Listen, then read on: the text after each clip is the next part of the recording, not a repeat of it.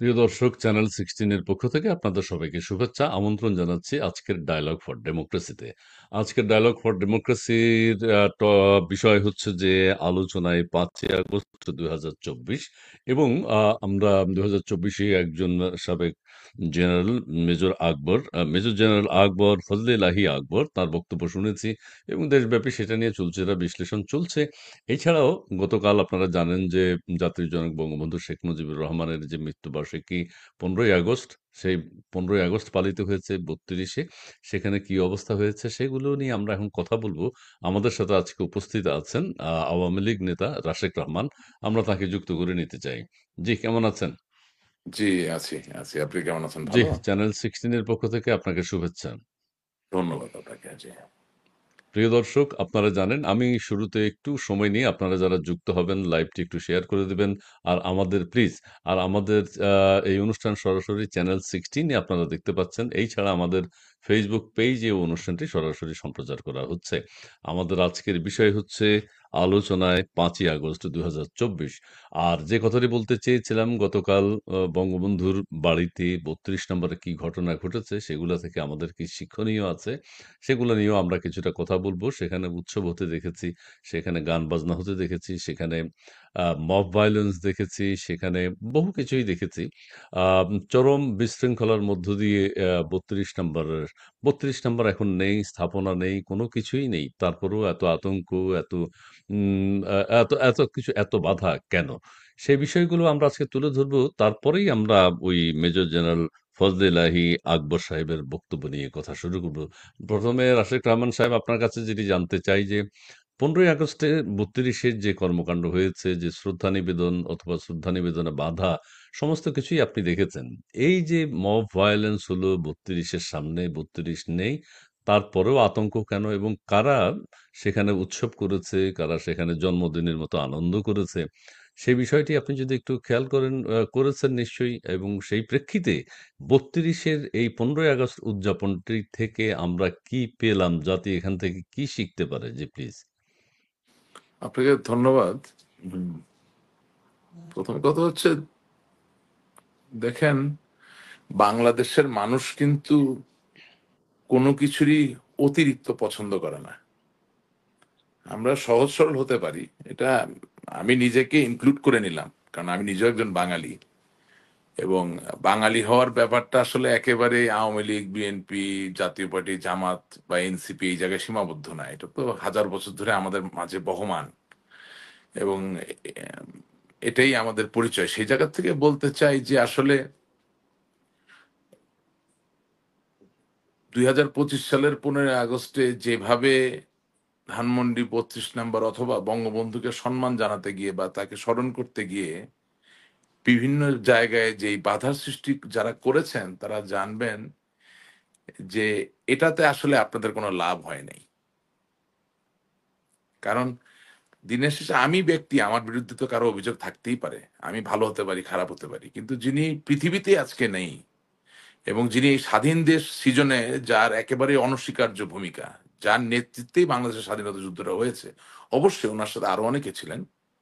কখনোই এত বড় স্বাধীনতার যুদ্ধ বা এত বড় স্বাধীনতার সংগ্রাম, সঠিক শব্দটা হবে সংগ্রাম, এই সংগ্রামের যে সাংগঠনিক আসপেক্ট, এটাকে সংগঠিত করা, এটাকে সামনের দিকে নিয়ে যাওয়া, সফল করা, এটা কখনো একা কোনো মানুষের পক্ষে সম্ভব না। কিন্তু বাস্তবতা হচ্ছে যে বাংলাদেশের স্বাধীনতার যুদ্ধের ইতিহাসের যে টাইম লাইন, যেটা গবেষণা করে বের করা যায় এবং যেটা খুব সহজে বের করা যায়, দুটোকে যদি আপনি সমন্বয় করেন, আপনি বঙ্গবন্ধু শেখ মুজিবুর রহমানের নাম ছাড়া অন্য কোনো নাম খুব বেশি কিন্তু খুঁজে পাবেন না।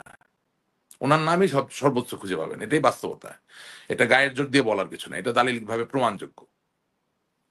এবং আহ, সেই মানুষ যিনি আমাকে বাংলাদেশের স্বাধীনতা এনে দিলেন, যিনি বাংলাদেশের মানুষের এই বাঙালি জাতিসত্তার একটা স্বকীয় জায়গা প্রতিষ্ঠিত করার জায়গায় এত বড় ভূমিকা রাখলেন, তার কে যেই 15ই আগস্টে নির্মমভাবে হত্যা করা হয়েছে, সেই দিনে আপনি আমার ব্যক্তি জায়গা থেকে তাকে স্মরণ করতে দিবেন না, তাকে শ্রদ্ধা জানাতে দিবেন না। হ্যাঁ, আপনি এখন আপাতত আনন্দিত হতে পারেন, কিন্তু আমি মনে করি এটা বোকামি ছাড়া আর কিছু না। এবং এই যে মাত্রা অতিরিক্ত এসব জিনিস করার ফলাফলটা ইতিহাসে বারবার প্রমাণিত হয়েছে, মানুষকে পেতে হয়। হ্যাঁ, আপনি অনেক কিছু বলতে পারেন। আপনি বলতে পারেন যে আওয়ামী লীগ যখন সরকারে ছিল তখন আপনারাও তো আমাদেরকে বাধা দিয়েছেন। তাই আমরা দিলাম।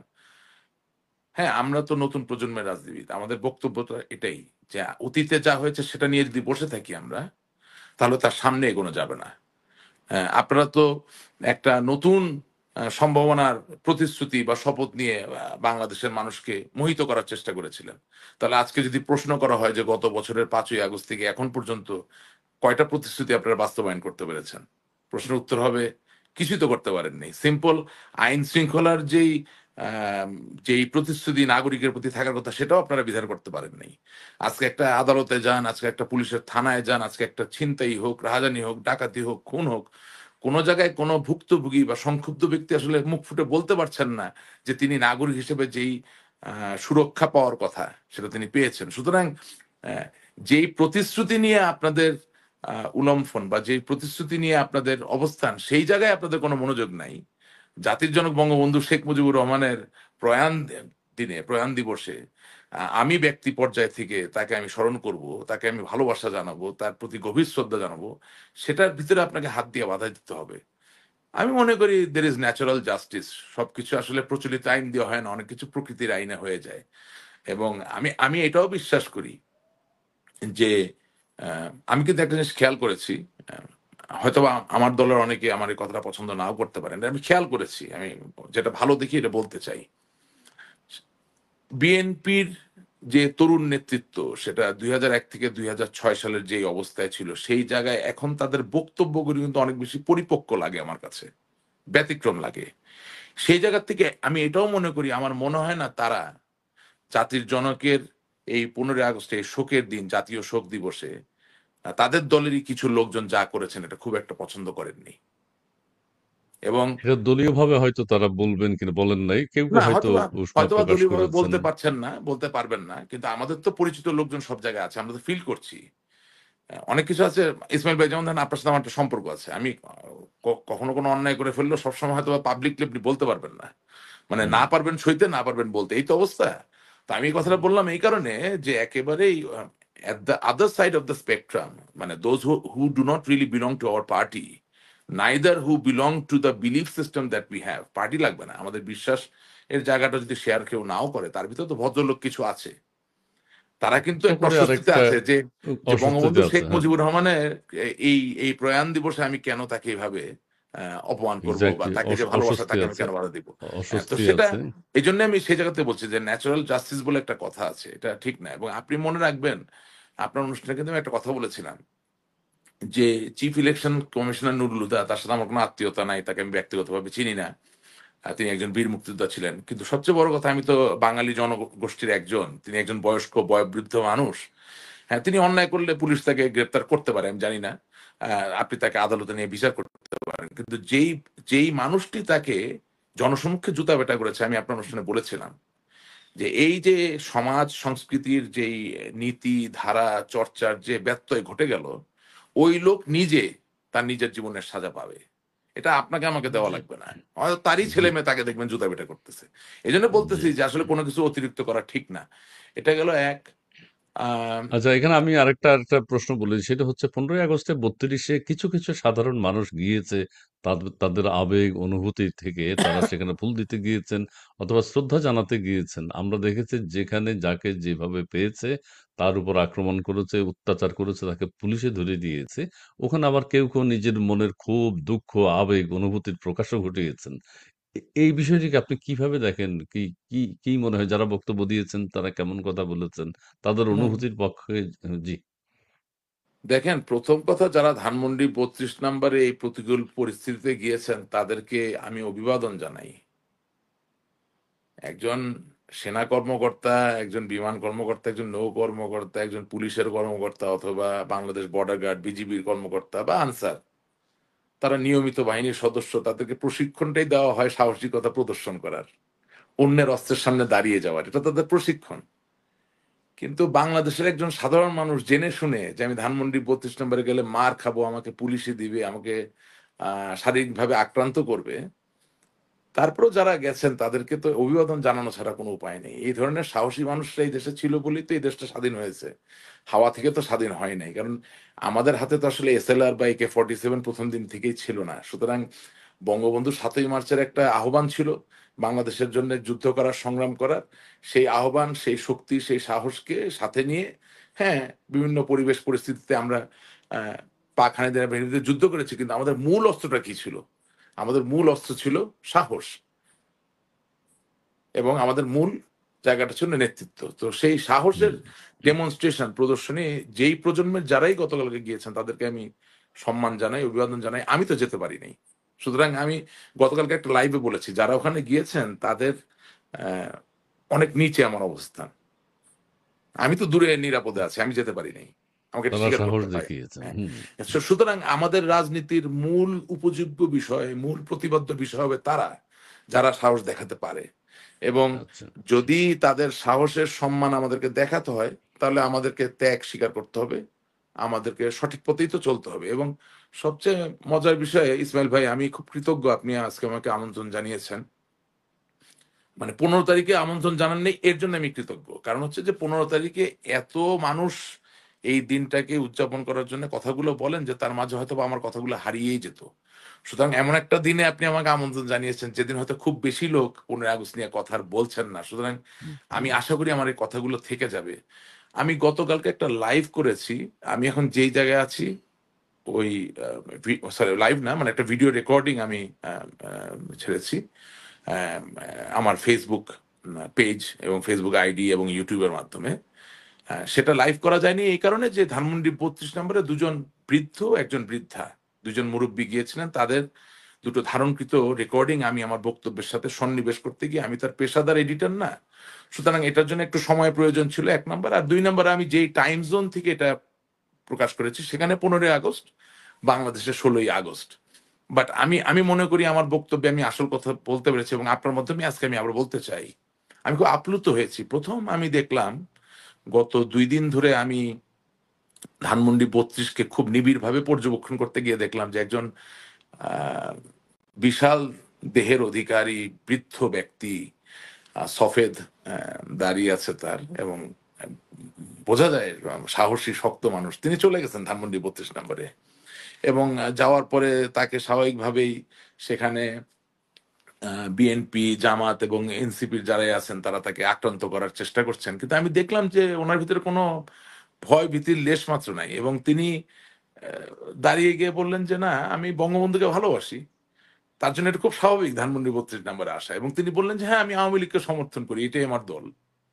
অর্থাৎ তিনি বলতে চাচ্ছেন যে, "আমি আপনার ভয়ে আপাতত তো আমার পরিচয় ঢাকতে পারি। কিন্তু ঢাকার তো প্রয়োজন নেই। কারণ শেষ পর্যন্ত আমার পরিচয় বেরিয়ে আসবে। আমি আওয়ামী লীগকেই তো সমর্থন করি।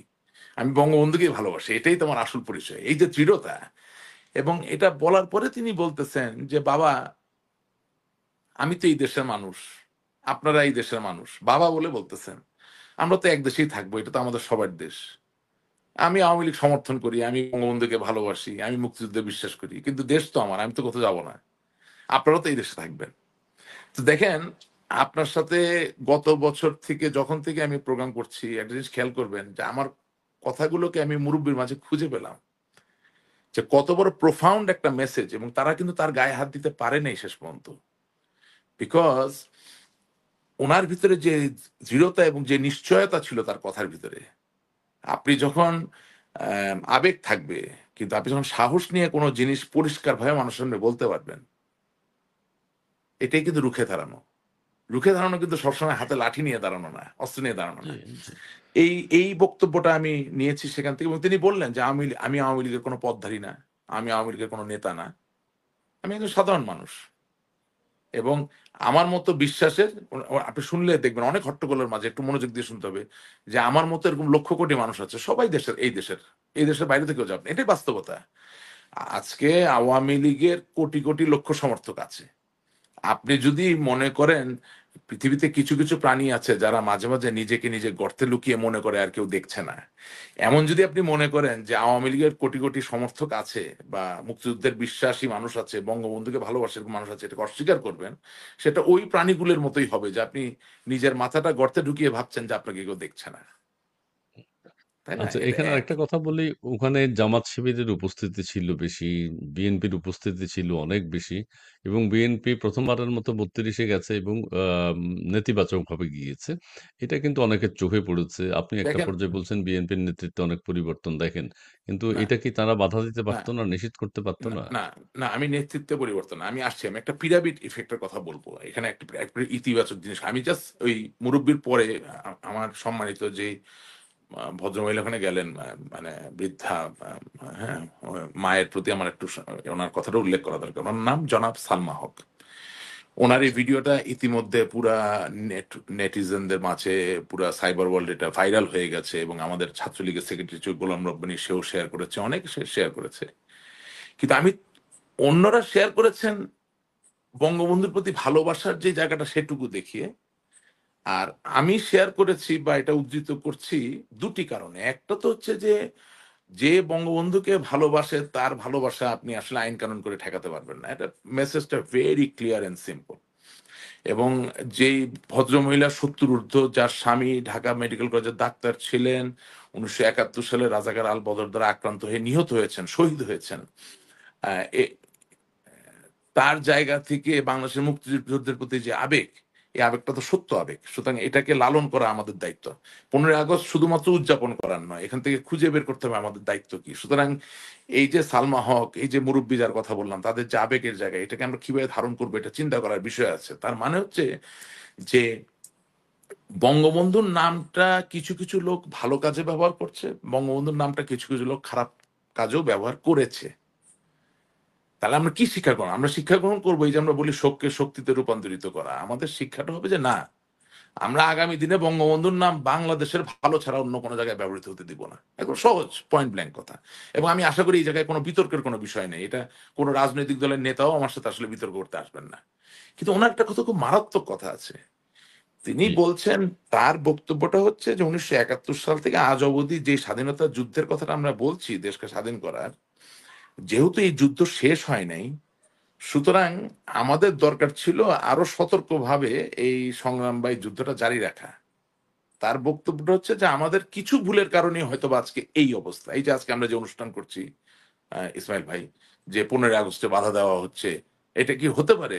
জাতির একটা স্বাধীন দেশের স্থপতি, জাতির জনক, তাকে আমি শ্রদ্ধা জানাতে যাব, আমি তখন মিসাইল নিয়ে যাচ্ছি না, বোমা নিয়ে যাচ্ছি না, রাইফেল নিয়ে যাচ্ছি না, ফুল নিয়ে যাচ্ছি, অথবা খালি হাতেই যাচ্ছি, সেখানেও আপনি আমাকে বাধা দিবেন, এটা তো হওয়ারই কথা না। তার মানে অবশ্যই দুষ্টু লোকের দুষ্টামি যেমন আছে, ঠিক একইভাবে আমাদের হয়তো বা ভুল আছে। এবং তিনি একটা কথা শুধু বলেছেন যে, কখনোই নিজের ভুল নিজে বোঝা যায় না, কিন্তু যদি ভুলটা বোঝা যায় এবং যদি মেনে নেওয়া যায়, তাহলে সামনের দিকে এগিয়ে যাওয়া সহজতর হয়। তার মানে ৭০ ঊর্ধ্ব এই নারীর মাঝে, এই মাতৃতুল্য নারীর মাঝে আমি যে সত্য বচন এবং যে শক্তি খুঁজে পেয়েছি, সেখান থেকে আমরা যারা আওয়ামী লীগের কর্মী আছি, আমি নেতা না, কর্মী আছি, আমরা যদি সেটা ধারণ করতে পারি এবং আমাদের নেতৃস্থানীয় জায়গা থেকে যদি সেই নির্দেশনা আসে, আপনি মনে করবেন খুব অল্প সময়ে বাংলাদেশের রাজনীতির আকাশে বাংলাদেশের মানুষের জন্য রাজনৈতিক ভারসাম্য আনা এবং অধিকারকে সমুন্নত করার যে জায়গাটা, এটা আবার নিশ্চিত করা যাবে।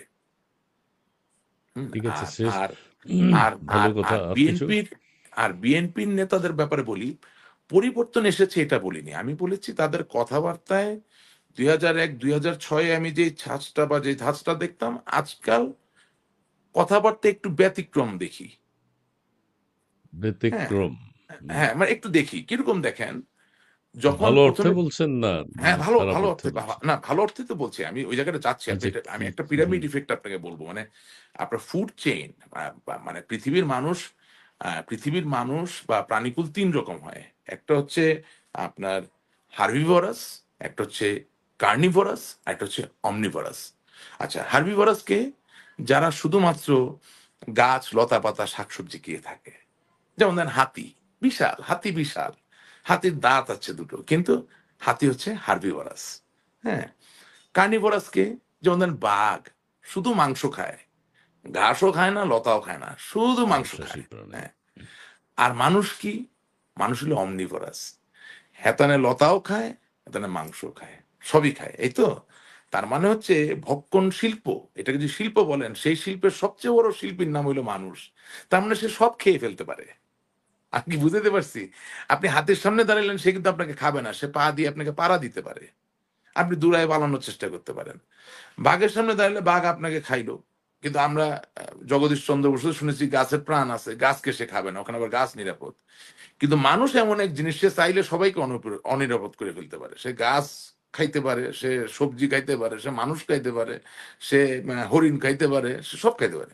এই কথাটা কেন বলতেছি? বিকজ আমি খেয়াল করলাম যখন আওয়ামী লীগকে নিষিদ্ধ করার দাবি একেবারে চরম জায়গায় পৌঁছাচ্ছে, তখন বিএনপি থেকে কিছু কিছু নেতা বলতেছেন যে না, আমরা আওয়ামী লীগকে নিষিদ্ধ করার পক্ষপাতী না। তাহলে এটা পজিটিভ। কেন বলতেছেন? তারা বলতেছেন যে না, কোন রাজনৈতিক দলকে নিষিদ্ধ করে আসলে নিঃশেষ করা যায় না। হ্যাঁ, এটার তো চাক্ষুষ উদাহরণ শুধু আমাদের ক্ষেত্রে না, সারা পৃথিবীতেই কম বেশি আছে। আসলে আপনি আদর্শিকভাবে যদি মানুষকে মোটিভেট না করেন, না বুঝান, আপনি যে আদর্শিকভাবে যুদ্ধে যে জয়ী না হয়ে কলমের খোঁচা একটা দলকে নিষিদ্ধ করলেন বা করলেন, এভাবে আসলে খুব একটা বেশি দূর আগানো যায় না। সেখানে আওয়ামী লীগের মতো একটা বৃহৎ দল, এটা কোনোদিনও আসলে কাগজে কলমে নিষিদ্ধ করে বা আপাতত স্থগিত করে আপনি খুব বেশি সুবিধা কিছু করতে পারবেন। তো আমার কাছে মনে হলো যে আচ্ছা, চিন্তা ভাবনা তাহলে একটা পরিবর্তন এসেছে, গুড, এটা একটা ভালো সাইন। তারপর আপনি খেয়াল করেন, যখন রাষ্ট্রপতিকে অপসারণ করার আলাপ উঠলো, তাদের ভিতর থেকে আলাপ আসলে না, রাষ্ট্রপতিকে চেঞ্জ করা যাবে না। হুম, এখন এটা পরিবর্তন নাকি আপাতত এই বচন, সেটা আমি জানি না, কারণ ওর অন্তরের কথা তো আমি বলতে পারি না। কিন্তু আমি যা শুনতেছি, আপাতত এই বছর, জি। হ্যাঁ, আমি যা শুনছি সেটা আমার জি। কাছে মোটামুটি মনে হচ্ছে যে okay, this is a political statement. কেন এই কথাটা বললাম? কারণ আপনাকে আপনাকে অনুধাবন করতে হবে যে আপনি বিএনপি এবং আওয়ামী লীগ কোনোদিনও এক দল নন, কিন্তু আপনার দাবির জায়গা এবং আওয়ামী লীগের জায়গায় একটা কমন গ্রাউন্ড আছে। আপনি বলতে চাইছেন আপনি মুক্তিযোদ্ধা, মেজর জেনারেল জিয়াউর রহমানের দল, তাহলে শব্দটা হচ্ছে মুক্তিযোদ্ধা। আর আমরা বলছি জাতির জনক বঙ্গবন্ধু শেখ মুজিবুর রহমান, বাংলা স্বাধীন বাংলাদেশের স্থপতি, জাতির জনক, মুক্তিযুদ্ধের সংগঠকদের দল আওয়ামী লীগ। তাহলে আপনার ওখানে মুক্তিযুদ্ধ, এখানেও মুক্তিযুদ্ধ। এই ধানমন্ডি 32 নম্বরে আমি সম্মান দেখাবো, সেটা ঠেকাইতে গিয়া যদি বাংলাদেশের স্বাধীনতার ইতিহাস মুছে ফেলার কাজটা সহজ হয়ে যায় অন্য কারো দ্বারা, পরে কিন্তু আপনি নিজেকে নিজে খুঁজে পাবেন না।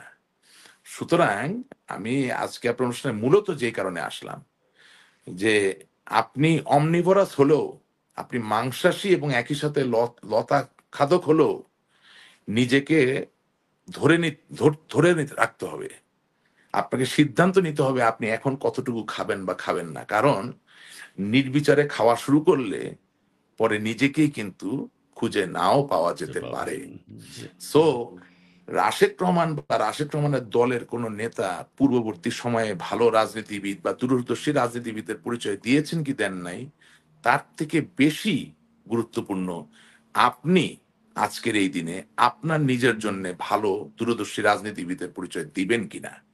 যদি সেটা দিতে চান, তাহলে অন্যায় এবং অন্যায়কারী এই দুই জায়গার থেকে ফোকাস সরিয়ে বাংলাদেশের ইতিহাস পরিচয়ে হাত দেওয়ার কোনো সুযোগ নাই, সেটা হবে চরম বোকামি। জি, তার মানে বিএনপি একটা বোকামি করে ফেলেছে অলরেডি।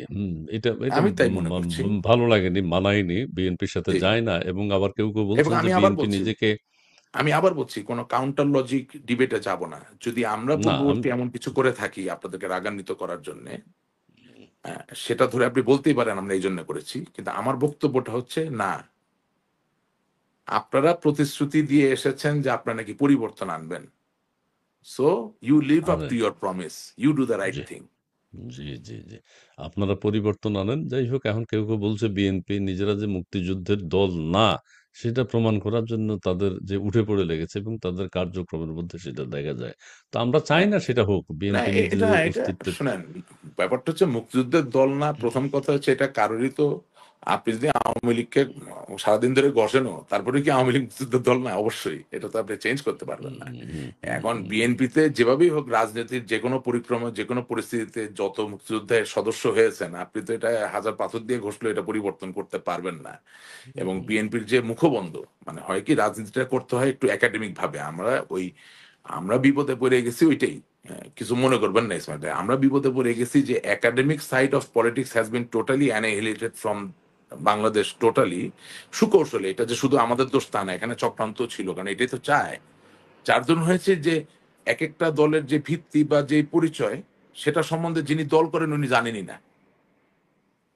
জি, আমরা এই আলোচনা থেকে বেরিয়ে আসি, সবশেষে এটা বলি, বেগম খালেদা জিয়ার জন্মদিনে আমাদের প্রধান উপদেষ্টা ফুল পাঠিয়েছেন। এটা খুবই ভালো একটা লক্ষণ। উনার জন্য উনি কিন্তু 15ই আগস্টে উনি আ আ এটি এখন নাই পৃথিবীর ইতিহাসে, উনার মস্তিষ্কে এটা ডিলিট হয়ে গেছে। উনি এটা জানেন না, বুঝতে পারেন নাই। এই ১ম বারের মতো তিনি ফুল দিয়ে বেগম খালেদা জিয়াকে সমর্থন জানিয়েছেন, জন্মদিনের শুভেচ্ছা জানিয়েছেন। যদিও জন্মদিন নিয়ে আবার নানান রকম সমস্যা রয়েছে। নানান রকম আমি বিতর্ক আছে। আমরা আ- সেদিকে আর যাব না। না না, আমরা যাবেন না সেদিকে কেন? যাব না। আমি আমি এই ঘটনায় খুব দুঃখ পেয়েছি। যাবেন না কেন? কোন কি ঘটনা? অসুবিধা, কোন এখানে লজ্জা ঘটনা? পাওয়ার কি হলো? যেটা বলেন, আপনি বলেন। বললেন যে 15ই আগস্ট জি। আজ নেই, উনি বঙ্গবন্ধুকে চিনতে পারছেন না, জানতে পারছেন না। না, না অথচ চিনতে আমি তো চান না। ডক্টর মোহাম্মদ ইউনূসের তরুণ বয়সের একটা ভিডিও দেখেছি, যেখানে তিনি নিজে বাংলাদেশের স্বাধীনতা যুদ্ধের পক্ষেই কথা বলছেন মার্কিন যুক্তরাষ্ট্র থেকে। হুম, আজকে হুম। যে ডক্টর মোহাম্মদ ইউনূস, তিনি যে সগর্বে বলেন যে আমি দেশে ফিরে এসে স্বাধীনতা যুদ্ধের পরে চট্টগ্রাম বিশ্ববিদ্যালয়ের অর্থনীতি বিভাগের প্রধান হলাম। আমি যদি ওনাকে প্রশ্ন করি যে আজকে এই দেশটা যদি স্বাধীন না হতো, তাহলে অবশ্যই উনি শিক্ষিত মানুষ, জ্ঞানী মানুষ, মেধাবী মানুষ।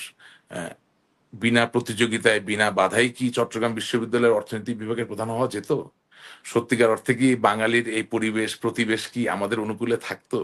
আজকে বাংলাদেশের ভিতর থেকে বাংলাদেশকে কাজে লাগিয়ে যারা সমস্ত বিশ্বে তাদের জায়গা করেছেন, সেটা কি আসলেই হতো?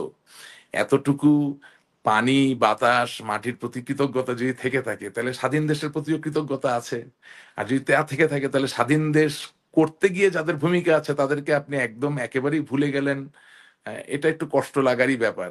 হ্যাঁ, নিজের অস্তিত্বের কারণে হয়তো বা আপনি কিছুটা কম্প্রোমাইজ করতে চান, সেটাও বুঝতাম। কিন্তু একেবারেই ভুলে গেলেন, আহ, এই জিনিসটা বুঝতে পারছি না, বোধগম্য হচ্ছে না। উনার উনার স্মৃতিভ্রম হয়েছে। উনি নাকি মনে রাখতে পারেন না এখন কোনো কিছু। না, উনি একা অনেক আর কেন, কিছুই মনে সবারই রাখতে তো দেখছি, সবারই তো দেখছি খুব, আমি আসলে স্মৃতিভ্রম খুব হয়ে দুঃখিত। গেছে। হ্যাঁ, সবাই, হ্যাঁ। সবারটাই আমি দেখছি, খুব দুঃখ পাচ্ছি। হুম, হুম, হুম। যাই হোক, আর উনি রিসেট বাটন পুশ করার কথা যেটি বলেছেন সেটা সত্য হলে তো ঠিকই আছে। উনি উনার কাজ ঠিক মতোই করছেন। রিসেট বাটন পুশ করা হয়ে গেছে। আমরা এই প্রসঙ্গ বাদ দেই। এবার আমাদের আলোচনার বিষয় হচ্ছে, আলোচনায় ৫ই আগস্ট ২০২৪ মেজর জেনারেল ফজলে লাহি আকবর তিনি বেশ কিছু কথা বলেছেন ৫ই আগস্ট সম্পর্কে। সেগুলো নিশ্চয়ই আপনি শুনেছেন। জি, জি, জি। এবং এবং আমাদের দর্শক মণ্ডলীও দেখতে পেয়েছেন, শুনতে পেয়েছেন। সেখানে বেশ কিছু গুরুত্বপূর্ণ কথা বেরিয়ে এসছে। এগুলা নিয়ে আলোচনা সমালোচনা হতো। তো সেটার মধ্যে আমাদের তানভীর হায়দার বলছেন বিএনপি পরিবর্তন হয়নি, বরং এবং 100% গ্যারান্টেড যে ওরা কখনো উম মুন্না সেটা তো একটা আমরা জিনিস বললামই, চলতে এটা থাকলে তো তা হয় বারবার না। এইসব আলাপ করার জি, হয় কি। আমাদের শেষ, শেষ, শেষ। আলোচনা হুম, শেষ। হুম। সেনাপ্রধান ডেকে নিয়েছেন, উনাকে কথা বলেছেন তখন ৫ তারিখ সকাল ১০টা ২৫ মিনিট, অর্থাৎ ৫ই আগস্ট ২০২৪ ১০টা ২৫ মিনিট। এত বড় একটা ইভেন্ট সাকসেস করেছেন। উনারা স্বীকৃতি চাচ্ছেন এখন, সাবেক কর্মকর্তা যারা আছেন তারা। নিজেদেরকে নেতাদেরকে ফোন করার কথা বলেছিলেন সেনাপ্রধান। তখন বাজে ১০টা ২৫ বা অনেকেই সেখানে যোগ দিবেন, তিনি যাদের সাথে যোগাযোগ করেছেন এবং ১টা ১৫ মিনিটের মধ্যে পলিটিক্যাল লিডার যারা ছিলেন তারা সবাই এসছে ক্যান্টনমেন্টে। সেখানে আলোচনা হয়েছে। ১৫টার দিকে খবর পেয়েছেন প্রধানমন্ত্রী দেশ ত্যাগ করেছেন। সেনাপ্রধান সবাইকে জানিয়েছেন। পলিটিক্যাল লিডাররা যারা ক্যান্টনমেন্টে ছিলেন সবাই খুব উল্লসিত হয়েছেন, খুশি হয়েছেন। তবে সবচেয়ে বড় ব্যাপার যেটি আকবর সাহেব যেটি বললেন যে, আমার সাথে আলোচনার পর সকাল ১০টা ২৫ মিনিটে আলোচনার ১৫ মিনিট আলোচনার পর ২৫ মিনিটে ৩ বাহিনী প্রধান গণভবনে গিয়েছিলেন এবং সেখানে তৎকালীন প্রধানমন্ত্রীকে বলেছিলেন যে আপনি দেশ ত্যাগ করবেন। এই ধরনের কোনো কথা বলেছেন। এইটা কিন্তু তখন কিন্তু তখনও দেশ ত্যাগ করেননি। তিনি তখনও প্রধানমন্ত্রী। আমরা কেউ কিছু জানিই না। ২:৫টার সময় জানান যে তিনি দেশ ত্যাগ করেছেন এবং তার আগে কিন্তু সকাল ১০টা থেকে তিনি পলিটিক্যাল লিডারদের সাথে কথা বলছেন এবং পলিটিক্যাল লিডাররা ক্যান্টনমেন্টে এসছে ১:০১টায়।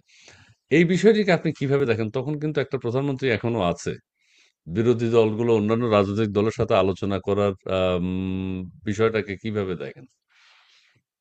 না, এটা একদম নির্মোহভাবে আপনাকে আমাকে কথা বলতে দিতে হবে, হ্যাঁ? জি, কারণ এটার অনেকগুলো দিক আছে। প্রথম দিক হচ্ছে, ধরে নেন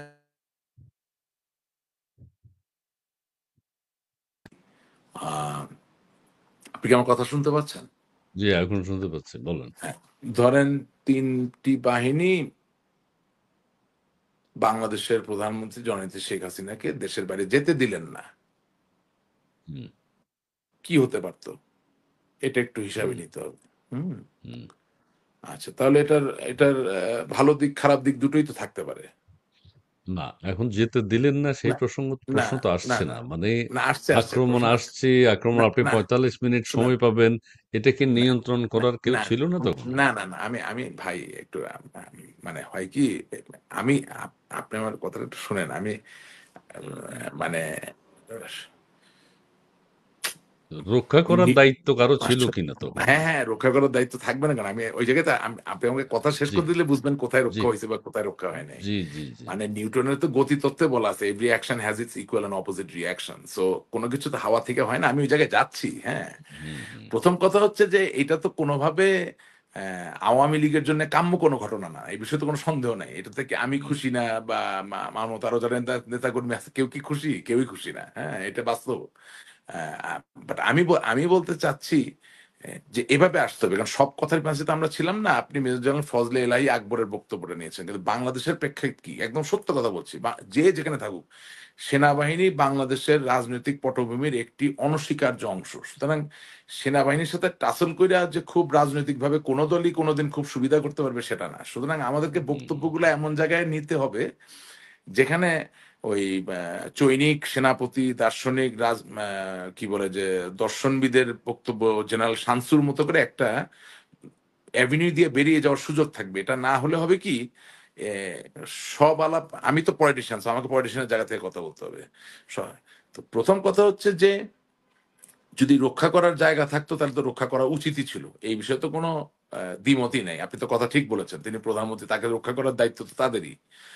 আর যদি রক্ষা করার সুযোগ না থাকতো, তাইলে উনি যে যেতে পারলেন দিল্লি পর্যন্ত, সেটা যাওয়ার সুযোগ করে দেওয়া উচিত ছিল কি ছিল না? সেটা উত্তরে কি বলবেন? উচিত ছিল। ঠিক আছে? সেটা সেটা আচ্ছা। হ্যাঁ, কিন্তু হ্যাঁ, কিন্তু আমি ৫ই আগস্টের ঘটনায় খুব বেশি টানি না কেন? কারণ ৫ই আগস্ট যে হবে, এটা আগেই আ মা মানে প্রকাশিত হয়ে গেছে। আরো অনেক অডিও ভিডিও আসবে, আপনি পাবেন, হ্যাঁ? ৫ই আগস্টকে ঠেকানোর কোনো সুযোগ ছিল না। আমি ওই জায়গাটায় যাচ্ছি। সেটা হচ্ছে যে ১ম কথা হলো যে রিটায়ার্ড আর্মি অফিসার মহোদয় ওনারা যে প্রতিনিয়ত সক্রিয় সেনাবাহিনীর বা সামরিক কর্মকর্তাদের সাথে যোগাযোগে ছিলেন, এটা আমাদের যে গোয়েন্দা সংস্থাগুলো ছিল তাদের মাধ্যমে আমরা জানতেই পারি নাই। এবং এটা একদিনের যোগাযোগ না। এটা বহুদিনের যোগাযোগ। এটা বরঞ্চ আমরা নোটে নেই। এটা আওয়ামী লীগ হোক বা যেই সরকারই আসুক, সবার জন্য এটা খুব গুরুত্বপূর্ণ ব্যাপার। এখানে আমি ২ না, একটু কথা কি বলবো? আমি একটা তথ্য জি, পেয়েছি আরকি। সেটি জি। হচ্ছে এরকম যে অনেকেই কিন্তু গণভবনে প্রধানমন্ত্রীর সাথে দেখা করতে চেয়েছিলেন। তৎকালীন এসএসএফ এ যারা ছিল তারা বিভিন্ন কারণে আ হুম। তাদেরকে যোগাযোগ করতে দেয়নি। সঠিক তথ্যটা হ্যাঁ, পৌঁছায়নি তার কাছে। আপনি আমার আচ্ছা, কথায় সব পাবেন। আপনি আমার কথা, এ আমি শেষ করতে পারলে সব না পেয়ে মানে যাবেন। ধারাবাহিক একটা ষড়যন্ত্রের হ্যাঁ। আচ্ছা বলুন, আপনি বলুন। জি, প্লিজ। আপনি আমার কথার মাঝে সব পেয়ে যাবেন। ব্যাপারটা জি। হচ্ছে যে অ্যা যাকে আপনি সেনাবাহিনী দেখার দায়িত্ব দিয়েছেন, যখন সেনাবাহিনীর পক্ষ থেকে কেউ আপনার সাথে দেখা করতে আসবে, তখন আপনি তো তাকেই জিজ্ঞাসা করবেন যে, "অমুকের সাথে বসবো কি বসবো না? শুনবো কি শুনবো না?" প্রশ্ন হচ্ছে যে politicisation of the armed forces, weaponization of the armed forces, এটা সঠিকভাবে ম্যানেজ করা হয়েছে কিনা, ম্যানেজমেন্ট করা হয়েছে কিনা? পৃথিবীর সব জায়গায় অবসরপ্রাপ্ত সেনাবাহিনীতে একটা প্রভাব থাকে। থাইল্যান্ডে আছে, ভারত যদিও একদম পূর্ণাঙ্গ একটি গণতান্ত্রিক দেশ, সেখানেও বিভিন্ন ক্রান্তি লগ্নে কিন্তু সিনিয়র যারা আর্মি অফিসিয়াল বা ডিফেন্সের অফিসিয়াল, তাদের উপদেশ নেওয়া হয়, তাদের বক্তব্য শোনা হয়, তাদেরকে গুরুত্ব সহকারে হ্যান্ডেল করা হয়। আর পাকিস্তানে তো আছেই। শুধু তাই না, আপনি মার্কিন যুক্তরাষ্ট্র যদি যান, আপনি দেখবেন সেখানে অনেক সময় ক্যাবিনেটে বড় বড় জেনারেলদেরকে জায়গা দেওয়া হয়। প্রশ্নটা হচ্ছে যে আহ, আজকে আপনি যেই বিষয়ের উদ্বেগ ঘটিয়েছেন, সেই বিষয়টার গভীরতা কতটুকু সেটা বোঝার জন্য যাদেরকে আমরা দায়িত্ব দিয়ে রেখেছিলাম, তারা সন্দেহাতীত ভাবে ব্যর্থ হয়েছেন। এটা আগে আপনি নেন, সন্দেহাতীত ভাবে।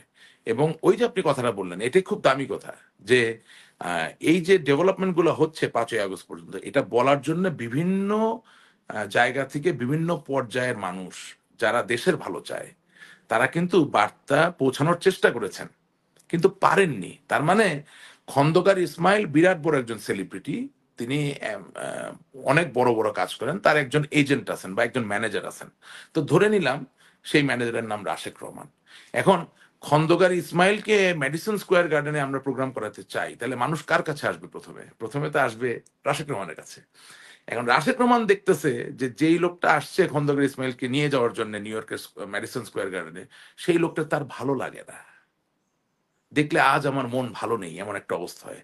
তাহলে আমি তো আর ওই লোকের প্রোগ্রামও নিব না, ওই লোককে আপনার সাথে দেখা করতে দিব না। আপনি বোধহয় বুঝতে পারছেন আমি কি বলতে চাচ্ছি। হুম, হুম, হুম, হুম। হ্যাঁ, সুতরাং দ্য ভেরি আইডিয়া ইজ যে আ- আমরা প্রতিটা ইন্টার অর্গানাইজেশন পলিটিক্স বলে একটা কথা আছে, এখানে কোনো দলীয় ব্যানার বা প্রতীক থাকে না। সেই অর্গানাইজেশনাল পলিটিক্সে মনে হয় আমরা এটাকে গুরুত্ব সহকারে নেই। হ্যাঁ, যার জন্য আপনি প্রশ্ন তুলতে পারছেন যে ওনাকে রক্ষা করা যেত কিনা বা করা যেত না। হ্যাঁ, এই প্রশ্নের উত্তর তো আরো আসবে, কারণ এই ভিডিও একটা ভিডিও পেয়েছেন, আরো বহু ভিডিও কিন্তু আসছে। এবং আমি আপনাকে বহুদিন বলেছি, এখনো বলছি, যে আমাদের মূল দুঃখের জায়গা, ব্যথার জায়গা হচ্ছে যে দেশের সমস্ত সাংস্কৃতিক ভিত্তি বলুন, আপনি রাজনৈতিক ভিত্তি বলুন, ধ্বংসপ্রাপ্ত হয়েছে গত 1 বছরে একেবারেই। হ্যাঁ, অভিভাবকত্বের জায়গা, যেটা খুব বড় একটা জিনিস, যে একটা ইকোসিস্টেমে অভিভাবক লাগে, সেই অভিভাবকত্বের জায়গাও কিন্তু ধ্বংস। কিভাবে ধ্বংস হয়েছে আপনি কি শুনতে পাচ্ছেন? হ্যালো। জি, এখন শুনতে পাচ্ছি। একটা হচ্ছে যে আওয়ামী লীগ মতো এত বৃহৎ দলের একজন সভানেত্রী জননেত্রী শেখ হাসিনাকে আপনি দেশ ত্যাগ করতে বাধ্য করলেন। 2 নাম্বার, বিএনপি একটা বড় দল, সেই দলের তারেক জিয়ার কথাবার্তা আপনি দেখেন তৃণমূল পর্যন্ত কেউ শুনে না, উনি ওনার কথা বলে যাচ্ছে কিন্তু নোবডি লিসেন্স। এবং বেগম খালেদা জিয়া অসুস্থ ছিলেন, এখনো অসুস্থ আছেন। হ্যাঁ, তিনিও খুব বেশি কোনো কথা বলছেন না। তার মানে রাজনৈতিক অভিভাবকত্বের যে জায়গা, সেটা কিন্তু নাড়াচাড়া পড়ে গেছে। হ্যাঁ, সো আপনার আমার চিন্তা করা দরকার যে প্রথম কথা হচ্ছে আমাদের কি ক্ষতি হলো, আর 2 নাম্বার কথা আমরা সেখান থেকে এখান থেকে সামনে কিভাবে এগোবো। এখন সামনে যদি এগোতে হয়, তাহলে ফজলে এলাহি আকবর সাহেবের যে বক্তব্য, সেখান থেকে অনেক কিছু শেখার আছে। এখন আমি দোষারোপের ভাষায় কথা বলতে পারি, যেহেতু আমার দল নাই, আমি আক্রান্ত হয়েছি। না, আমি সেই ভাষায় কথা না বলে আমি বরঞ্চ মনে করব যে আহ, যেখানে যার রাজনীতি করার কথা, যেটুকু করার কথা, সেটা আমরা নিজেরা করতে দিয়েছি কিনা বা দেই নাই কিনা, এবং দিলেও সেটার ব্যবস্থাপনাটা আমরা ঠিক রেখেছিলাম কিনা, সেই জায়গাটায় থাকলে আমার মনে হয় ভালো হয়। আর যদি না আপনি আগামী দিনে ভারতের মতো, এটা এটা বলতে কোনো অসুবিধা নেই, ভারতের মতো সামরিক বাহিনীকে রাজনীতির বাইরে না রাখতে পারেন, তাছাড়া সত্যিকার গণতন্ত্র প্রতিষ্ঠা হওয়ার কোনো সুযোগ আগামী দিনে আর আছে বলে আমি মনে করি না। কারণ প্রত্যেকটি রাজনৈতিক দল এসেই তার সামরিক বাহিনী, তার পুলিশকে ব্যবহার করার চেষ্টা করবে, এবং এটাই বাংলাদেশের বেশিরভাগ সিংহভাগ ইতিহাসে হয়েছে। এখন we may like it and we may not like it, but this is the fact. এবং আপনার অনুষ্ঠানে আসি, একদিকে আওয়ামী লীগের কর্মী হিসাবে যেমন একটা সত্তা আছে, আবার একেবারেই বাঙালি হিসেবে, বাংলাদেশের নাগরিক হিসেবে একটা খুব গণতান্ত্রিক পরিবেশ বিরাজমান থাকুক, বাস্তবায়িত হোক, সেটাও দেখতে চাই। তো এই দুই জায়গা থেকে ব্যালেন্স করে কথা বলতে হয়, কারণ দুটাই খুব আশা আকাঙ্ক্ষা, ভালো লাগা, ভালোবাসার জায়গা। জি। এবং এবং আমি আমি শুধু আমার সম্মানিত অবসরপ্রাপ্ত সেনাবাহিনীর কর্মকর্তা কর্মচারী যারা আছেন, ওনাদের শুধু একটা প্রশ্ন করতে চাই।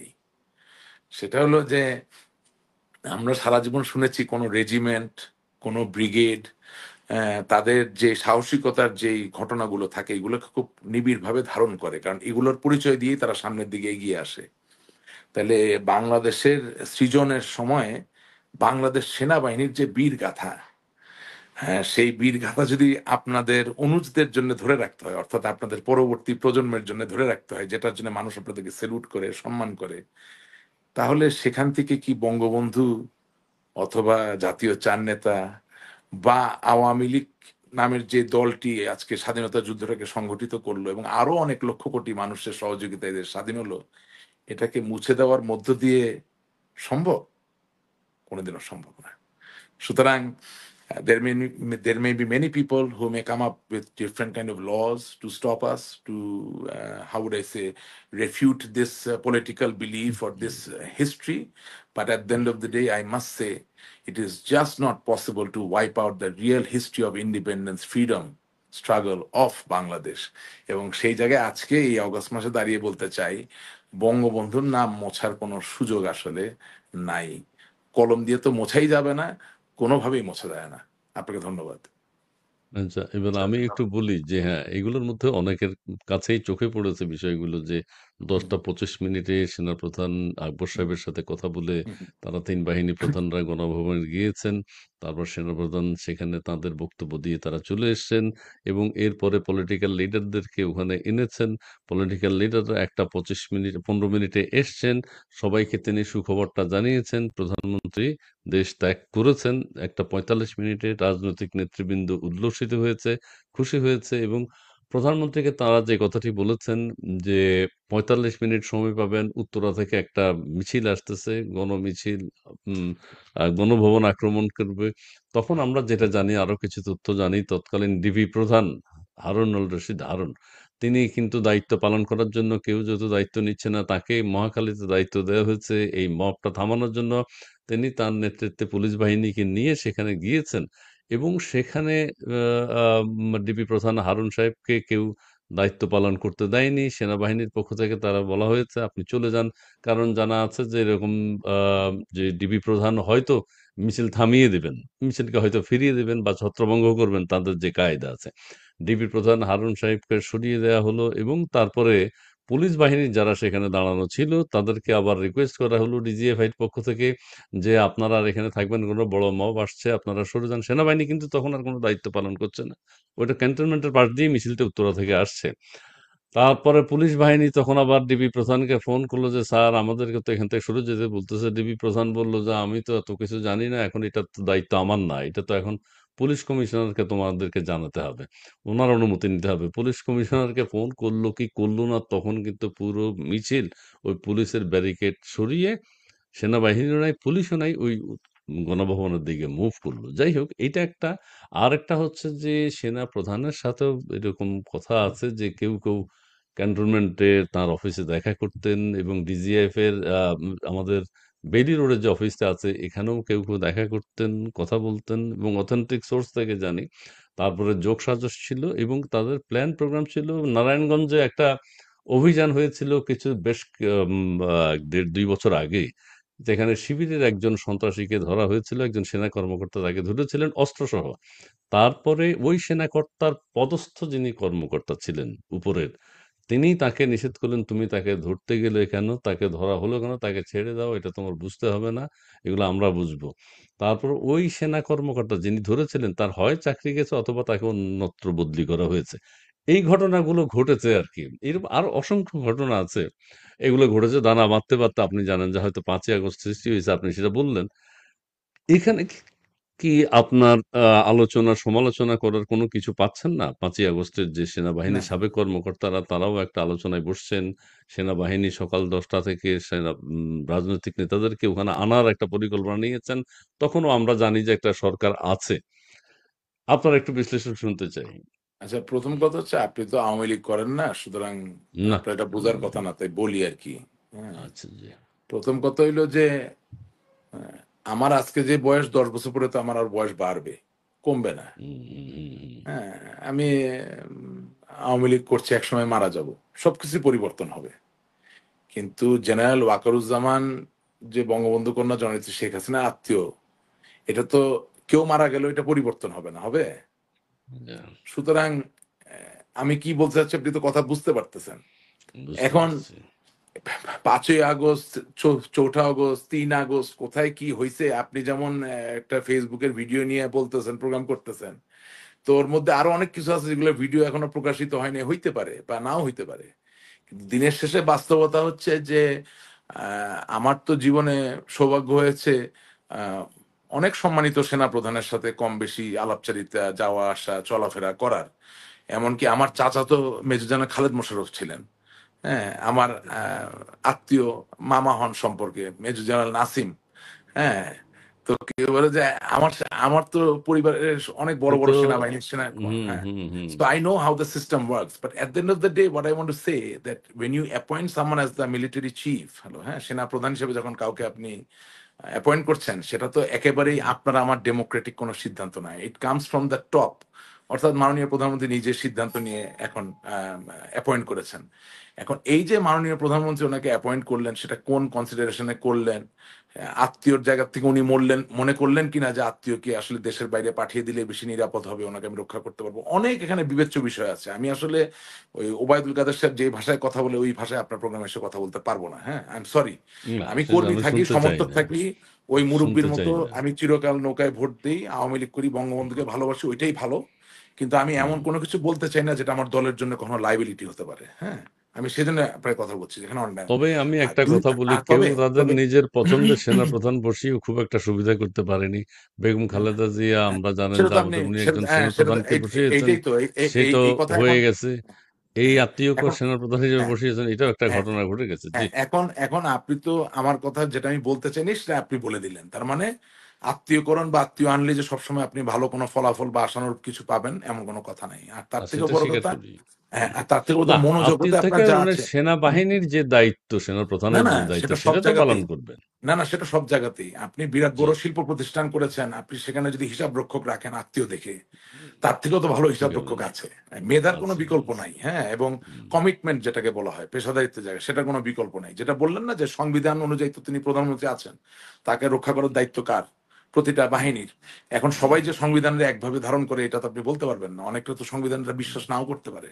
হুম, সুতরাং আত্মীয় হলেই যে একদম সংবিধানের জন্য জান দিয়ে দিবে, প্রাণ দিয়ে দিবে, হুম। এমন তো কি কোনো কথা আছে? সংবিধান বিশ্বাস হ্যাঁ। না করা বহু লোক আছে।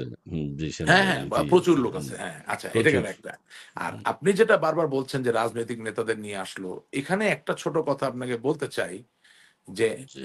আওয়ামী লীগের নেতা কে? আপনাকে যদি আমি প্রশ্ন করি।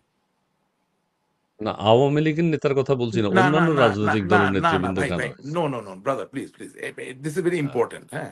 হুম, আমাদেরকে যেমন ধরেন তারেক জিয়া বিএনপি তারেক জিয়া ইংল্যান্ডে লুকায় আছে। ছিল। এতদিন লুকিয়েছে, এখন হুম, নাই। ছিলেন। উনি পলায়নরত অবস্থায় ছিলেন। এবং বেগম খালেদা জিয়া জেলে ছিলেন। হুম, তখন বিএনপির নেতা কে ছিল? মির্জা ফখরুল ইসলাম আলমগীর, হুম, রাইট? হুম, হুম। এখন আওয়ামী লীগ যতদিন ক্ষমতায় ছিল, আপনি আমাকে অনেক নেতার নাম বলতে পারবেন। কিন্তু আমি যদি আপনাকে প্রশ্ন করি যে আওয়ামী লীগের নেতা কে? তাহলে আওয়ামী লীগের একমাত্র নেতা জননেত্রী শেখ হাসিনা। হুম। সুতরাং যখন তিনি বাধ্য হলেন দেশ ত্যাগ করে দিল্লিতে চলে যাওয়ার জন্য, তখন এই গ্রাউন্ডে একজন সাহসী গ্রহণযোগ্য ব্যক্তিত্ব আছে এরকম কোন নেতা ছিলেন না আওয়ামী লীগের পক্ষ থেকে, যিনি সেনা প্রধানের অফিসে গাড়ি নিয়ে যায় বলতে পারবেন যে এই তুমি বা আপনি সকল রাজনৈতিক দলের সাথে বসবেন, আওয়ামী লীগ কেন বসবেন, আমরাও বসবো। ওকে, গন্ডগোল হচ্ছে, অভ্যুত্থান হচ্ছে, আন্দোলন হচ্ছে, বাট নো, আমাদেরও তো বলার কিছু আছে, কারণ আমাদেরও আওয়ামী কোটি লীগ কোটি। কি তখন খবর পেয়েছে যে এই রাজনৈতিক দলগুলোকে নিয়ে সেনাপ্রধান বসছেন? জি, জি। তাহলে কাউকে ওইটাই ফোন প্রশ্ন। করা না, না, হয়েছে? না, ওইটাই তো বললাম যে তাহলে আওয়ামী লীগ সামাজিকভাবে এতটা বিচ্ছিন্ন হয়ে গিয়েছিল। আপনার যদি আমি প্রশ্নগুলা আমি কিন্তু কথাগুলো বলি একটা কারণ থেকে। যে আওয়ামী লীগের একমাত্র নেতা ছিলেন জননেত্রী শেখ হাসিনা। যার দরুন ওই যে লেভেলটা, যেই লেভেলে মেজর জেনারেল ফজলে এলাহিয়া আকবর সাহেবের যোগাযোগ হচ্ছে, আলাপচারিতা হচ্ছে, সেই লেভেলে চলার মতো কোনো লোকই ছিল না। কারণ আমাদের যারা নেতা ছিলেন ওই সময় দায়িত্বে, তারা ওই লেভেলটাতে মুভমেন্ট করতে পারেন নাই, তারা টেরই তো পান নাই কি হচ্ছে। এবং এটা সবচেয়ে বড় প্রমাণ হচ্ছে মাননীয় প্রধানমন্ত্রী জননেত্রী শেখ হাসিনা যখন প্রধানমন্ত্রী, সেই সময় তার বিশেষ সহকারী বাংলাদেশ আওয়ামী লীগের দপ্তর সম্পাদক জনাব বিপ্লব বড়ুয়া নবনীতা আহ, চৌধুরীর যে অনুষ্ঠানটি হয়, সেখানে একেবারে অকপটে বলছেন যে ভিতরে বাইরে কি হচ্ছে আমরা কিছুই বুঝতে পারি নাই। এটা আমার বক্তব্য না। আচ্ছা, মানে টের পাননি এরকম একটা মেসাকার যে হবে সেটা তো বুঝতে পারেন। এটা দেশের মানুষও বুঝে নাই। কেউই বুঝে নাই। যারা আন্দোলন করছে তারাও বুঝে নাই। সেনাপ্রধান বুঝেছেন। বিভিন্ন রাজনৈতিক দলকে যোগাযোগ করা হয়েছে। আওয়ামী লীগের কারো সাথে কি যোগাযোগ করা হয়েছে? কোনো একজন, যে কেউ একজন, যে কোনো আপনি কি দলের আপনি কি মন্ত্রী, এমপি যারা আপনি ছিলেন। আপনি আপনি সত্যিকার অর্থে আম, আম, মানে এখন তো বলতে হয় আওয়ামী লীগের পক্ষে যারা দায়িত্বে ছিলেন ওই সময়, তাদের হুম। কাউকে কি 5ই আগস্ট খুঁজে পাওয়া গেছে? আপনি অন রেকর্ড কোথাও দেখাতে পারবেন? ফোনে? অনেকেই তো দেশে ছিল, অনেকেই তো দেশে না, ছিল, আপনি তো অনেকেই আপনি দেশে ছিল আপনি না। কিন্তু সব বলতেছেন থার্ড পার্টি ইনফরমেশনে। দেশে তো ছিল। না, অনেকে না, বলছেন যে না, না, আওয়ামী লীগকে সেখানে ডাকাই না, হয়নি, না, না, ডাকাই না, হয়নি। না, না, হুম, ডাকার তো বিষয় না। আপনাদের পৃথিবীতে কে কাকে খাওয়ায় দেয়? আওয়ামী লীগের মতো দলকে ডাকা লাগে নাকি? আমরা তো আওয়ামী লীগ। আমি তো যে শব্দগুলা বলি এটা আপনাকে নিতে হবে ভাই। একজন হুম, ব্যক্তিত্ববান, গ্রহণযোগ্য, সাহসী সেকেন্ড নেতা যদি থাকতেন অন গ্রাউন্ড, নেত্রীকে তো প্রোটেক্ট করতে হবে। নেত্রীর প্রাণ আমাদেরকে যেভাবে হোক রক্ষা করতে হবে। তিনি হুম। তার ঝুঁকি ছিল প্রাণনাশের, তাকে দিল্লিতে নিয়ে যাওয়া হয়েছে। এটা বাস্তবতা। তাহলে সেকেন্ড লিডারশিপ যিনি ছিলেন, সে যদি সৎ, নির্ভীক, সাহসী অবস্থায় থাকতেন, তার আশেপাশের মানে কচ্ছপের যেই মানে উপরের যে খোলসটা, একটা শক্ত যদি খোলস থাকতো আশেপাশে, তাহলে ও কি করতো? উনি ডাইরেক্ট ক্যান্টনমেন্টে ঢুকতেন। উনি ছিলেন না এতদিন নিরাপদে বাংলাদেশে ৩ মাস সরকার পড়ার পরে। তো ক্যান্টনমেন্টে ঢুকে আপনি যদি সেনা প্রধান মহোদয়কে বলেন যে আপনি সকল দলকে নিয়ে বসতেছেন, আমাদেরকে নিয়ে বসতে হবে, আমাদেরকে ডাকতে হবে, এটা কি উনি দাবি সেই করতে পারতেছেন? পরিবেশ পরিস্থিতি কি ছিল আপনার মনে হয় ৫ই আরে আগস্ট? সবকিছু তো এ পরিবর্তনই এ হয়ে এ গেছে। ইসমাইল ভাই, ১৯৭১ জি। সালের স্বাধীনতা যুদ্ধে, যেটা স্বাধীনতা যুদ্ধ, রীতিমতো হুম, গণহত্যা চলতেছে, সেই পরিবেশে হুম। আপনি সরকার গঠন করে ফাইট ব্যাক করতে পারতেছেন। বাংলাদেশের মধ্যে ঢুকতেছেন, বেরোচ্ছেন, ঢুকতেছেন। আর আপনি এখন আমারে বলতেছেন যে এখানে আপনি অত হচ্ছে বড় কারা নো, কি নো, বোঝা না, না, গেছে, কারা না, কি বোঝা গেছে। কিন্তু তাইলে এখানে তো না, বোঝার কোনো উপায় না, নেই। না, তাইলে আর আমার ভিতরে আর দলের সেকেন্ড বা টপ মোস্ট নেতার ভিতরে পার্থক্য কি? যদি আপনি এই কথাই বলেন যে পরিবেশের জন্য বসেছিল বা বসে থাকে। কই, বঙ্গবন্ধুকে হত্যা করার পরে তার সবচেয়ে ঘনিষ্ঠ সহচর কারা ছিল? সৈয়দ নজরুল ইসলাম, তাজউদ্দিন সাহেব, ক্যাপ্টেন মনসুর আলী, কামরুজ্জামান সাহেব। তারা ৪ জন কি ভারতে পালাতে পারতেন না? আপনি মনে করেন? অবশ্যই পারতেন। কই, নভেম্বরের ৩ তারিখে তাদেরকে হত্যা করা হলো। তার মানে কি? তারা সদর্পে ডিগনিটি নিয়ে, আত্মসম্মান নিয়ে দেশে অবস্থান করতেছিলেন। তারা কি পরিবেশ খুঁজতেছিল? আপনি যেই লাইনে এখন যাচ্ছেন আপনি এটা কি চলে আগামী দিনের? আসলেন কেন? আপনি না, না, আপনি না, না, চলে আসলেন কেন আমি তো দেশের বললাম, বাইরে? আমি তো বললাম আপনি যে তো থাকতে আমাকে, পারতেন আমি দেশে। আমি তো বললাম আপনার যে ডিগনিটি নেই? ডিগনিটি না, ছিল না, না? না, না, আমার ডিগনিটি আছে। আমি বলতেছি তো। আমি তো তো বললাম হুম, যে আমি তো বললাম যে আপনি তো তাহলে আমার সাথে তাদেরকে তুলনা করতেছেন। আমি তো আওয়ামী লীগের টপ না লিডারশিপের সাথে তাহলে তুলনা করি না। আমি তো এখন ওই তাহলে জায়গায় এত পৌঁছাই নাই। নো, আপনি নো, নো, টপ লিডার না নো, হইলেও নো, আপনি নো, সামান্য লিডার হয়ে তো নো, আপনি চলে আসলেন নো, দেশের নো, নো, বাইরে। নো, নো, ইসমাইল ভাই, আপনি কিন্তু বিবেকবান মানুষ এবং আপনি বুঝতেছেন আমি কি বলতেছি। না, না, না, আমি বুঝছি, না, আমি না, বুঝছি। আমি কিন্তু না, আপনি না, সাধারণ না, মানুষ হলে আপনি না, না, না, না, দেশ না, সাধারণ আমি মানুষ তো না, অনেকেই না, দেশে আছে না, এখন। না, আমি সাধারণ মানুষ বলেই বলতেছি। আমি সাধারণ মানুষ, আমি হ্যাঁ, সেই পরীক্ষায় পাশ করিনি বলেই তো আওয়ামী লীগের কোনো নীতি নির্ধারণী বা কোনো আপনি উল্লেখযোগ্য নেই, পদে আমি নাই। ছিলেন না। হ্যাঁ, তাহলে আপনি না, চলে না, আসলেন কেন? না, আপনি তো না, না, থাকতে পারতেন। বলতেছি। আমি বলতেছি, বলি, জি, কথাটা জি, শুনেন, জি, তাহলে তো বুঝবেন। জি। ১ম কথা হচ্ছে যে আমি যদি ত্যাগ করার সাহসিকতা দেখানোর পরীক্ষায় পাস করতাম, তাইলে আওয়ামী লীগের স্টিয়ারিং এর একটা সাইড দিয়ে আমার হাত থাকতো। আমি তো সে পরীক্ষায় পাস করিই নাই। আমি শুধু আপনাকে বলছি, আপনার প্রশ্নের উত্তর দিচ্ছি। না, কিন্তু দাঁড়ান। আওয়ামী না, না, লীগের না, যারা না, তারা আমরা না, তো জানি না, যে আপনি না, আওয়ামী লীগের বড় না, নেতা। না, আপনাকে না, টক না, শোতে না, যেভাবে না, দেখতাম, না, না, যেভাবে না, কথা না, বলতেন না, আমরা, না, আপনি। না, না, না, না, আপনি আমার কথাটা শেষ করতে দেন। আমি একদম জি। অবজেক্টিভ বলতেন। আপনার প্রশ্নটা হচ্ছে যে সেনা প্রধান বিভিন্ন রাজনৈতিক দলের লোকদেরকে নিয়ে কি বলে? হ্যাঁ, বৈঠক করলেন। হ্যাঁ, ক্যান্টনমেন্টে মিটিং করেছেন। হ্যাঁ। জি। তো তাইলে ওখানে আওয়ামী লীগের কেউ জানে না বা ইয়ে, কারণটা কি? ডাকেন সেটা নাই, উত্তর ডাকেন নাই কাউকে। হ্যাঁ, ডাকে নাই। হ্যাঁ, ডাকে নাই। বা যদি ধরেন নাও ডাকেন নাই। ডাকতো, ডাকানোরও তো সিস্টেম আছে। আপনি জানেন তো, ডাকানোরও ওয়ে আছে। জানার কথা হুম। আপনার। তো কথা হচ্ছে এভয়েড সেটা করছে না, হ্যাঁ, ক্যান্টনমেন্ট না, থেকে। না, না, হুম, কিন্তু সেটা হলো কেন? এটা প্রশ্ন করছেন তো। হুম, এটা হুম, প্রশ্ন করছেন না? তো আমার হুম, উত্তরটা হুম, হুম। হচ্ছে, আমার প্রশ্নটা হচ্ছে, আমি আওয়ামী লীগের পিরামিডের যেই জায়গায় পড়ি, সেই জায়গার থেকে আমি দেশে থাকলেও কিছু হতো না। তবে হ্যাঁ, আমি তো দেশের বাইরে।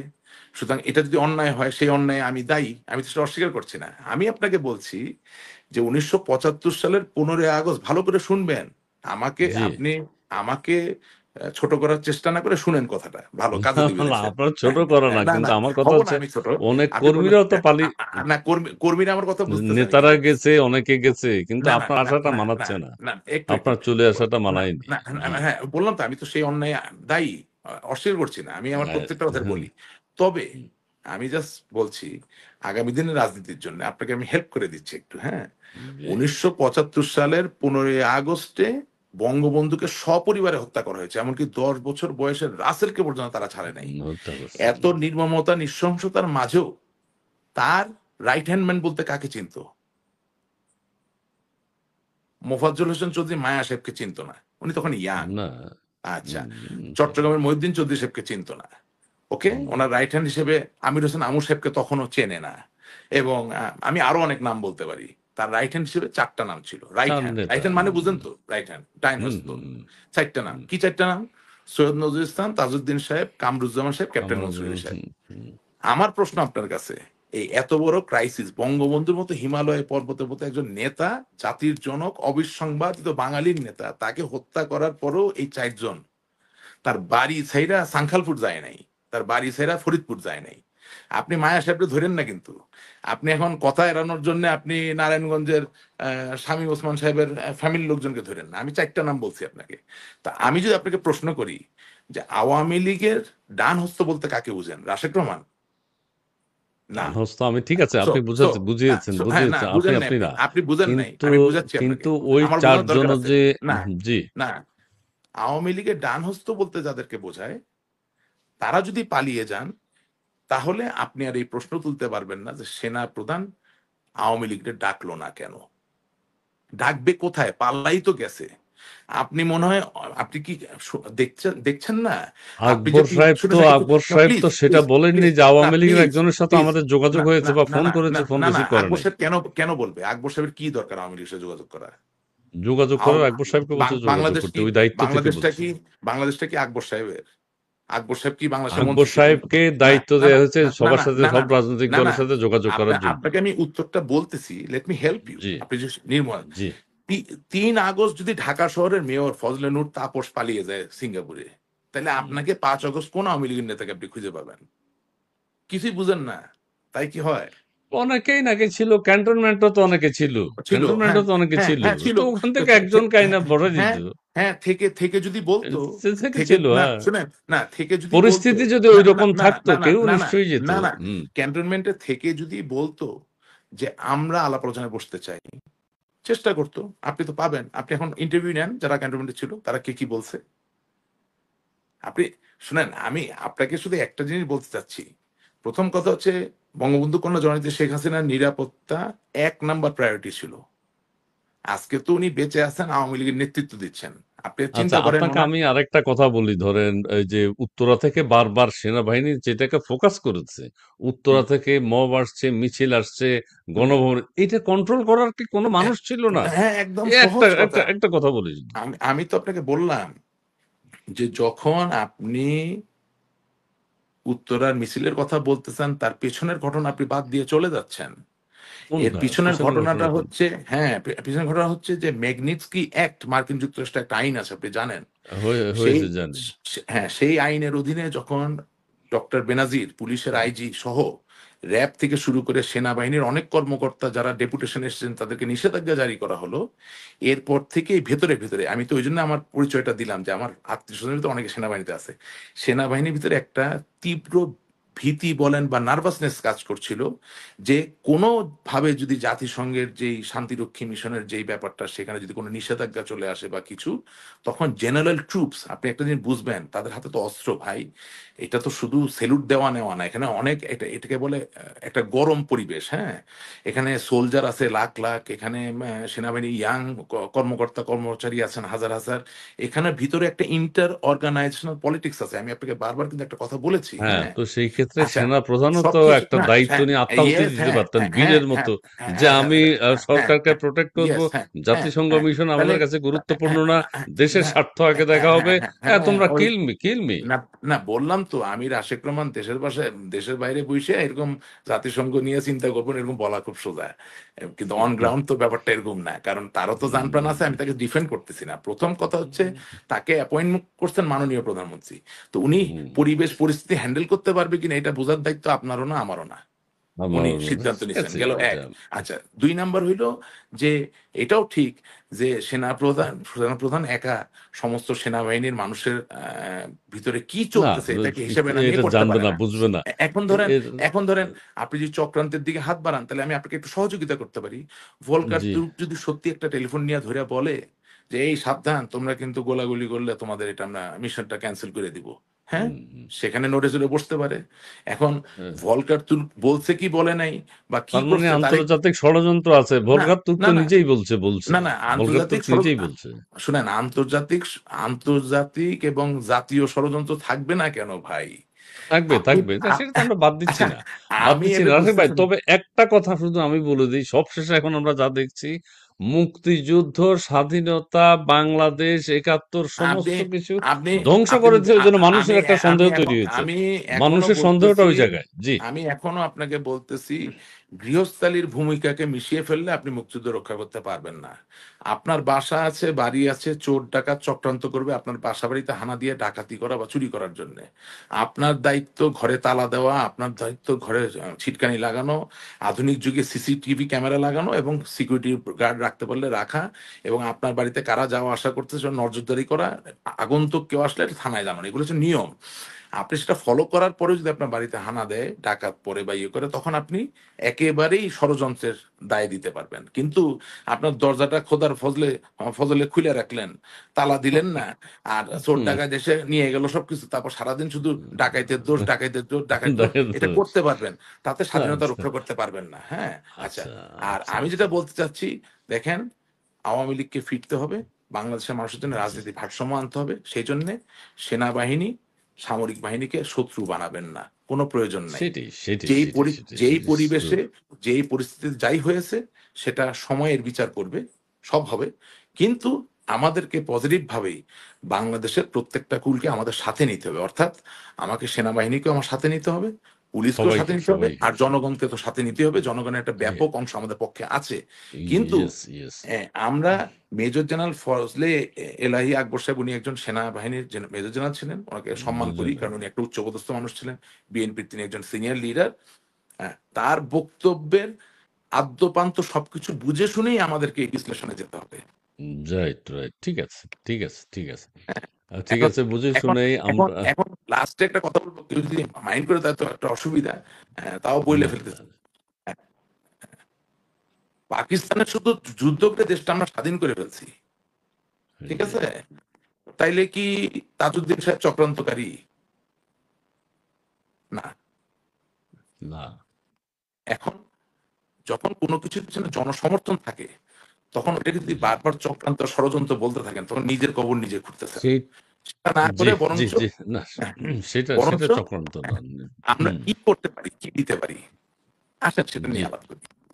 জি, জি। অনেক ধন্যবাদ রাশেক ভাই। আমরা তাহলে শেষ করি এখানে।